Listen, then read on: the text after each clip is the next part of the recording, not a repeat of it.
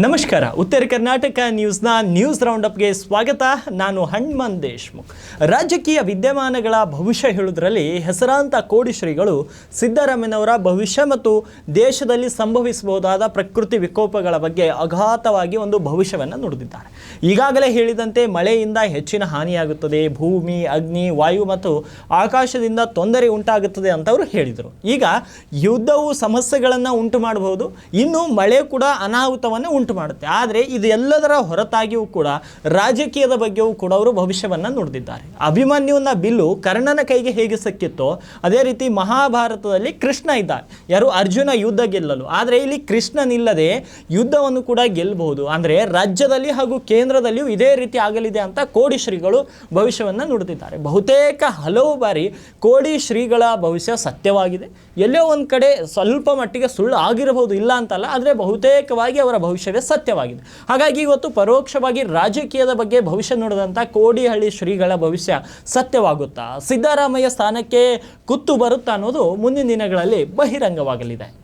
ಮುಖ್ಯಮಂತ್ರಿ ನಿತೀಶ್ ಕುಮಾರ್ ಮತ್ತೆ ಮಹಾಗಠಬಂಧನ ಸೇರಲಿದ್ದಾರೆ ಅನ್ನೋ ಒಂದು ವದಂತಿ ರಾಜಕೀಯ ವಲಯದಲ್ಲಿ ಸಾಕಷ್ಟು ಕೇಳಿ ಬರ್ತಾ ಇದೆ. ಯಾಕೆಂದರೆ ಪದೇ ಪದೇ ತಮ್ಮ ಬೆಂಬಲವನ್ನು ಬದಲಾಯಿಸಿ ವಿವಿಧ ರಾಜಕೀಯ ಪಕ್ಷಗಳಿಗೆ ಬಿಹಾರದ ಮುಖ್ಯಮಂತ್ರಿ ನಿತೀಶ್ ಕುಮಾರ್ ಬೆಂಬಲವನ್ನು ಕೊಡ್ತಾ ಬಂದಿದ್ದಾರೆ. ಅದಕ್ಕಾಗಿ ಅವರನ್ನು ರಾಜಕೀಯದಲ್ಲಿ ಪಲ್ಟು ಕುಮಾರ್ ಅಂತ ಸಹ ಕರೆಯುತ್ತಾರೆ. ಯಾಕಂದರೆ ಲೋಕಸಭಾ ಚುನಾವಣೆಯ ಮುನ್ನ ಅವರು ಮಹಾಗಠಬಂಧನವನ್ನು ತೊರೆದು NDA ಸೇರಿದರು, ಅಂದರೆ ಕಾಂಗ್ರೆಸ್ನವ್ರ ಜೊತೆಗಿದ್ದರು.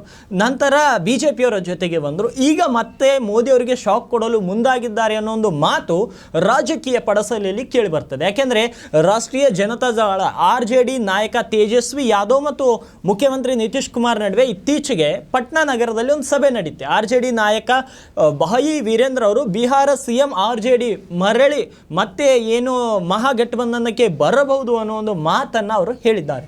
ಆದರೆ ಪಲ್ಟು ಕುಮಾರ್ ಯಾವಾಗ ಪಲ್ಟಿ ಹೊಡಿತಾರೆ ಅನ್ನೋದು ರಾಜಕೀಯದಲ್ಲಿ ಯಾರು ಕೂಡ ಊಹೆ ಮಾಡಲಿಕ್ಕಾಗಲ್ಲ. ಆದರೆ ಭಾಯಿ ವೀರೇಂದ್ರ ಹೇಳಿರುವಂಥ ಒಂದು ಹೇಳಿಕೆ ಸಾಕಷ್ಟು ಅಚ್ಚರಿಯನ್ನು ಮೂಡಿಸಿದೆ.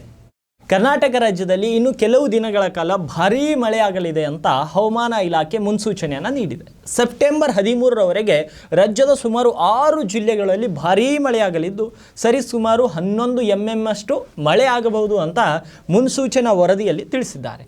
ಈ ಕುರಿತು ಹೆಚ್ಚಿನ ಮಾಹಿತಿಯನ್ನು ನೋಡೋದಾದರೆ ರಾಜ್ಯದ ಕರಾವಳಿ ಹಾಗೂ ಮಲೆನಾಡು ಭಾಗದ ಜಿಲ್ಲೆಗಳ ಮೇಲೆ ಬಂಗಾಳಕೊಲ್ಲಿ ಹಾಗೂ ಅರಬ್ಬಿ ಸಮುದ್ರದಲ್ಲಿನ ಹವಾಮಾನ ವೈಪರೀತ್ಯದ ಪ್ರಭಾವ ಇಲ್ಲೂ ಕೂಡ ಮುಂದುವರೆದಿದೆ. ಇದರಿಂದಾಗಿ ಮುಂದಿನ 3 ದಿನಗಳ ಕಾಲ ವಿವಿಧ ಜಿಲ್ಲೆಗಳಲ್ಲಿ ಜೋರು ಗಾಳಿ ಮತ್ತು ಅಸಾಧಾರಣವಾಗಿ ಮಳೆ ಆಗಲಿದೆ ಅಂತ ವರದಿಯಲ್ಲಿ ಹೇಳಿದ್ದಾರೆ. ಅದೇ ರೀತಿ ಹವಾಮಾನ ಇಲಾಖೆ ವರದಿ ಪ್ರಕಾರ ದಕ್ಷಿಣ ಕನ್ನಡ, ಉಡುಪಿ, ಉತ್ತರ ಕನ್ನಡ ಹಾಗೂ ಕೊಡಗು, ಚಿಕ್ಕಮಗಳೂರು, ಶಿವಮೊಗ್ಗ ಜಿಲ್ಲೆಗಳಲ್ಲಿ 2 ರಿಂದ 3 ದಿನ ಭಾರೀ ಮಳೆಯಾಗಲಿದ್ದು ಯೆಲ್ಲೋ ಅಲರ್ಟ್ ಅನ್ನು ಕೂಡ ಘೋಷಿಸಿದ್ದಾರೆ. ಮುಂಗಾರು ಆರಂಭದಿಂದ ಅಂದರೆ ಜೂನ್ ಅಂತ್ಯದಿಂದ ಈವರೆಗೆ ಈ 2 ಭಾಗಗಳಲ್ಲಿ ಹೆಚ್ಚಿನ ಮಳೆ ದಾಖಲಾಗಿದೆ. ರೇಣುಕಾಸ್ವಾಮಿ ಕೊಲೆ ಪ್ರಕರಣದ ಆರೋಪಿಯಾಗಿರುವಂತಹ ನಟ ದರ್ಶನ್ ಮಾಡಿದ ಮನವಿಯನ್ನು ಹೈಕೋರ್ಟ್ ಪುರಸ್ಕರಿಸಿದೆ. ರೇಣುಕಾಸ್ವಾಮಿ ಕೊಲೆ ಪ್ರಕರಣದ ಸಂಬಂಧಪಟ್ಟಂತೆ ಪೊಲೀಸರು ಸಲ್ಲಿಸಿರುವ ಚಾರ್ಜ್ ಶೀಟ್ನಲ್ಲಿರುವ ಗೌಪ್ಯ ಮಾಹಿತಿಯನ್ನು ಪ್ರಸಾರ ಮಾಡದಂತೆ ವಿದ್ಯುನ್ಮಾನ ಅಂದರೆ ಎಲೆಕ್ಟ್ರಾನಿಕ್ ಮೀಡಿಯಾ, ಮುದ್ರಣ ಹಾಗೂ ಸಾಮಾಜಿಕ ಮಾಧ್ಯಮಗಳಿಗೆ ಹೈಕೋರ್ಟ್ ನಿಬಂಧನೆಯನ್ನು ವಿಧಿಸಿದೆ.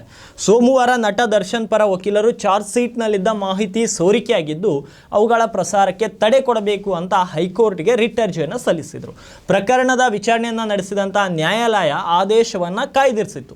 ಇಂದು ಆದೇಶವನ್ನು ಪ್ರಕಟಿಸಿದ್ದು ದರ್ಶನ್ ಮನವಿಯನ್ನು ಪುರಸ್ಕರಿಸಿ ಮಾಧ್ಯಮಗಳ ಮೇಲೆ ನಿರ್ಬಂಧವನ್ನು ವಿಧಿಸಿದೆ. ನ್ಯಾಯಾಲಯದ ಆದೇಶ ಒಂದು ವೇಳೆ ಯಾರಾದರೂ ಉಲ್ಲಂಘನೆ ಮಾಡಿದರೆ ಕ್ರಮ ತೆಗೆದುಕೊಳ್ಳುವಂತೆ ಕೇಂದ್ರ ಮಾಹಿತಿ ಮತ್ತು ಪ್ರಸಾರ ಇಲಾಖೆಗೆ ಹೈಕೋರ್ಟ್ ನಿರ್ದೇಶನ ಕೊಟ್ಟಿದೆ. ಆ ಆದೇಶವನ್ನು ಪ್ರತಿವಾದಿ ಮಾಧ್ಯಮಗಳಿಗೆ ರವಾನಿಸಲು ಕೇಂದ್ರ ಸರ್ಕಾರಕ್ಕೆ ನ್ಯಾಯಾಲಯ ಸೂಚನೆಯನ್ನು ಕೊಟ್ಟಿದೆ. ಗುಜರಾತ್ನಲ್ಲಿರುವ ಏಕತಾ ಪ್ರತಿಮೆಯಲ್ಲಿ ಬಿರುಕುಗಳು ಕಾಣಿಸಿಕೊಳ್ಳಲು ಪ್ರಾರಂಭಿಸಿದ್ದು ಯಾವ ಗಳಿಗೆಲ್ಲಾದರೂ ಬೀಳಬಹುದು ಎಂದು ಸಾಮಾಜಿಕ ಮಾಧ್ಯಮ X ಖಾತೆಯಲ್ಲಿ ಪೋಸ್ಟ್ ಮಾಡಿದಂತಹ ಅಪರಿಚಿತ ವ್ಯಕ್ತಿ ಮೇಲೆ ಪೊಲೀಸರು FIR ಅನ್ನು ದಾಖಲಿಸಿಕೊಂಡಿದ್ದಾರೆ. ಸೆಪ್ಟೆಂಬರ್ 8ರ ಬೆಳಗ್ಗೆ ಸುಮಾರು 9:52 ವೇಳೆಗೆ ರಾಗ ಫಾರ್ ಇಂಡಿಯಾ ಎಂಬ ಹೆಸರಿನ X ಖಾತೆಯಿಂದ ಈ ಪೋಸ್ಟನ್ನು ಮಾಡಲಾಗಿತ್ತು.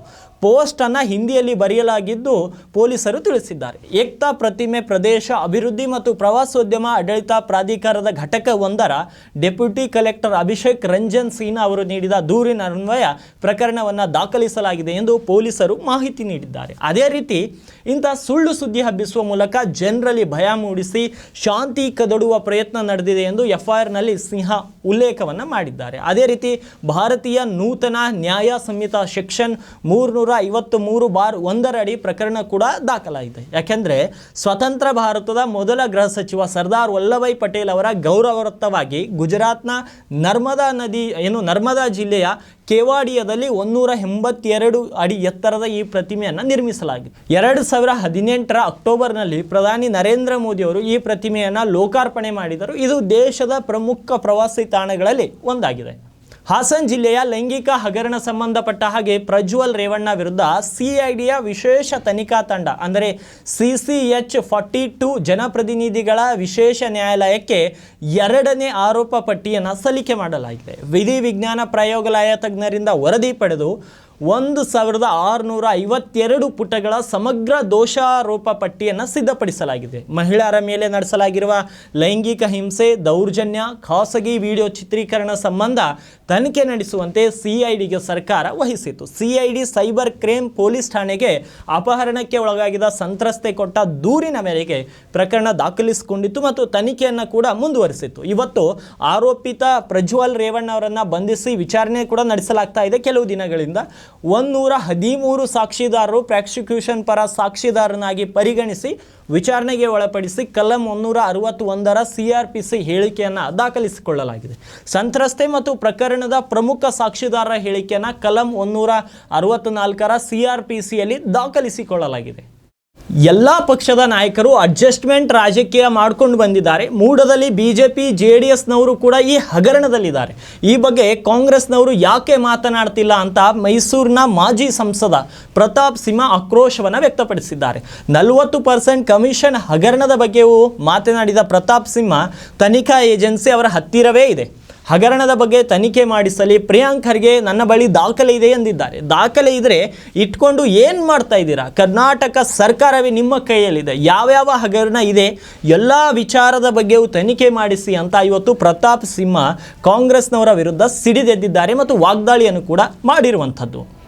ಆಮ್ ಆದ್ಮಿ ಪಕ್ಷದ ಅಧಿನಾಯಕ ಅರವಿಂದ್ ಕೇಜ್ರಿವಾಲ್ ಸಾರಥ್ಯದ ದಿಲ್ಲಿ ರಾಜ್ಯ ಸರ್ಕಾರವನ್ನು ಉರುಳಿಸಿ ರಾಷ್ಟ್ರಪತಿ ಆಡಳಿತ ಜಾರಿ ಮಾಡಲು BJP ಹಿಂಬಾಗಿಲ ಪ್ರಯತ್ನವನ್ನು ಮಾಡುತ್ತಿದೆ ಎಂದು ಆಮ್ ಆದ್ಮಿ ಪಕ್ಷ ಗಂಭೀರವಾಗಿ ಆಪಾದನೆಯನ್ನು ಮಾಡಿದೆ. ಸೋಮವಾರವಷ್ಟೇ ರಾಷ್ಟ್ರಪತಿಗಳ ಕಾರ್ಯದರ್ಶಿಗಳಿಗೆ ಪತ್ರ ಬರೆದಂತಹ ದಿಲ್ಲಿ ರಾಜ್ಯದ ವಿರೋಧ ಪಕ್ಷ BJP ದಿಲ್ಲಿಯಲ್ಲಿ ಸಂವಿಧಾನಿಕ ಬಿಕ್ಕಟ್ಟು ಎದುರಾಗಿದ್ದು ಸೂಕ್ತ ಕ್ರಮ ಕೈಗೊಳ್ಳುವಂತೆ ಸಚಿವಾಲಯಕ್ಕೆ ಸೂಚನೆಯನ್ನು ನೀಡಿದರು.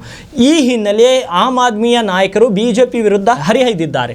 ಈ ಕುರಿತು PTI ಸುದ್ದಿ ಸಂಸ್ಥೆ ಜೊತೆ ಮಾತನಾಡಿರುವ ಆಮ್ ಆದ್ಮಿ ಪಕ್ಷದ ನಾಯಕಿ ಹಾಗೂ ದಿಲ್ಲಿ ಸರ್ಕಾರದ ಸಚಿವೆ ಆತಿಶಿ ಮರ್ಲೇನಾ ಕೇಜ್ರಿವಾಲ್ ಸರ್ಕಾರವನ್ನು ಉರುಳಿಸಲು BJP ಸಂಚು ರೂಪಿಸಿದೆ. BJPಯ ಈ ತಂತ್ರಗಾರಿಕೆಗೆ ದಿಲ್ಲಿ ಜನರು ಸೂಕ್ತ ಉತ್ತರ ನೀಡಬೇಕು. ಮುಂಬರುವ ವಿಧಾನಸಭಾ ಚುನಾವಣೆಯಲ್ಲಿ ಆಮ್ ಆದ್ಮಿ ದಿಲ್ಲಿ ರಾಜ್ಯದ ಎಲ್ಲ 70 ಸ್ಥಾನಗಳನ್ನು ಗೆಲ್ಲುವಂತೆ ನೋಡಿಕೊಳ್ಳಬೇಕು. BJPಗೆ 0 ಸೀಟುಗಳನ್ನ ನೀಡಬೇಕು ಅಂತ ಅವರು ಮನವಿಯನ್ನು ಮಾಡಿದ್ದಾರೆ.